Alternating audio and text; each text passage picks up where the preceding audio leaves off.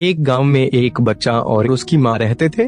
माँ, आज मेरे क्लास में मेरे नए दोस्त बने, सब काफी अच्छे हैं। सबने मेरे पापा के बारे में पूछा।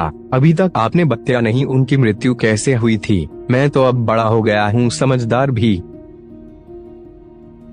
अरे चिंटू बेटा, वो सब याद करके आज भी रोना आ जाता है। तुम्हारे पापा और मेरा एक्सीडेंट हुआ था, काफी खतरनाक। उसी की वजह से तुम्हारे पापा आज दुनिया में नहीं हैं। लेकिन मम्मी, आपका ये आंख कैसे खराब हो गया, वो भी बता दो।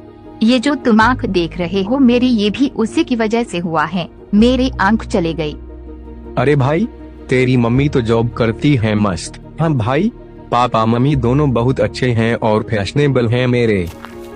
अरे वो कौन है जो आ रही हैं? अरे माँ, आप कैसे आ गई आज? अरे बेटा, बहुत देर हो गई थी, तुम आए नहीं इसलिए मैं आ गई। चलो, बहुत धूप है, घर चलो बेटा। अरे साला, ये इसकी मम्मी है, भूत जैसे दिख रही। बाप रे, अरे मम्मी आप इतना जल्दी कैसे आ गई? चलो चलते हैं। अरे बाप रे, इसकी मम्मी कैसे जोकर जैसे दिख रही हैं। खी खी खी।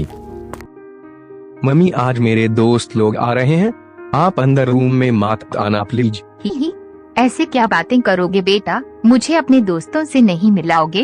थोड़ा सा एम्बरेसिंग लग जाता है, वो आपकी आंखों की वजह से। कॉलेज में अच्छी इमेज है मेरी, तो प्लीज थोड़ा देख लीजिएगा।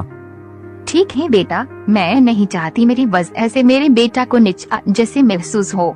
मैं नहीं आऊंगी तुम्हारे रूम में।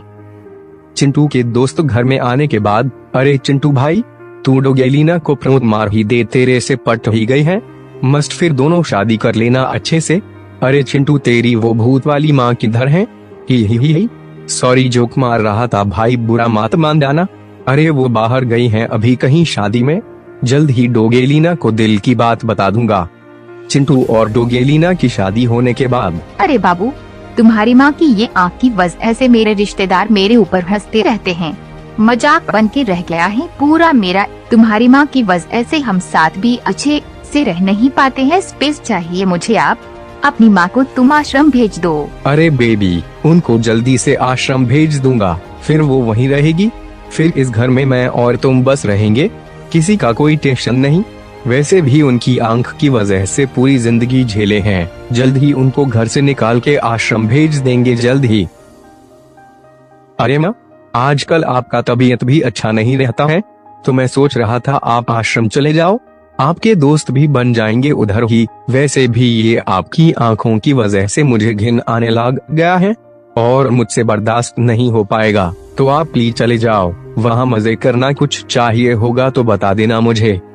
ठीक है बेटा, तुमको ऐसे लगता है कि मेरी वजह से तुम्हारी इज्जत कम हो जाएगी, तो मुझे कोई दिक्कत नहीं है। मेरी आंखों की वजह से तुमको बहुत कुछ जिंदगी में झेलना पड़ चुका है। तुम्हारे दोस्त भी मुझे बदसूरत समझते थे और तुम्हारी पत्नी भी, लेकिन कोई बात नहीं, मैं रह लूंगी आश्रम में अकेले तुम्हारे बिना। वैसे भी मेरी उम्र हो गई है, तुम बस मुझे देखने आ जाना, ठीक है बेटा? चिंटू की माँ आश्रम में चले जाती हैं। एक दिन जब चिंटू का जन्मदिन आता है, अरे भाई का आज तो जन्मदिन है, फूल पार्टी बाजी होगा आज तो।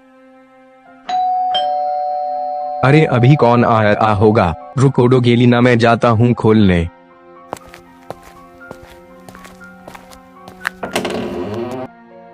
अरे यहाँ ये चिट्ठी क्या है, कौन छोड़ कर गया होगा, देखता हूँ।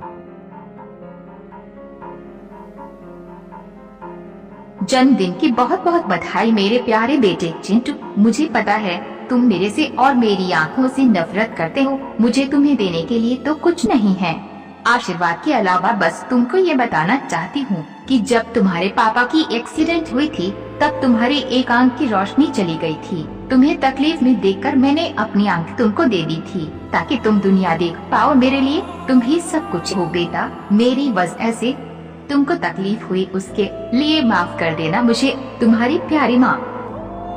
नहीं नहीं नहीं, ये नहीं हो सकता। मैं अपनी माँ को इतने सालों से गलत समझ रहा था, मैंने उनको आश्रम भेज दिया। नहीं, माँ ज्यादा दूर नहीं गई होगी, जल्दी जाता हूँ, उनको लेकर आता हूँ।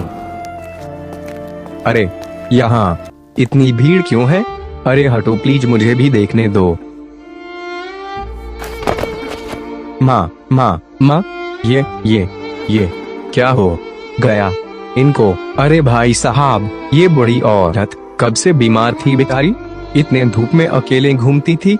आश्रम से भागकर आई थी शायद, बेचारी को खाने के लिए नहीं था कुछ, इसलिए शायद चल बसी। माँ, तुम मुझे छोड़ कर नहीं जा सकती।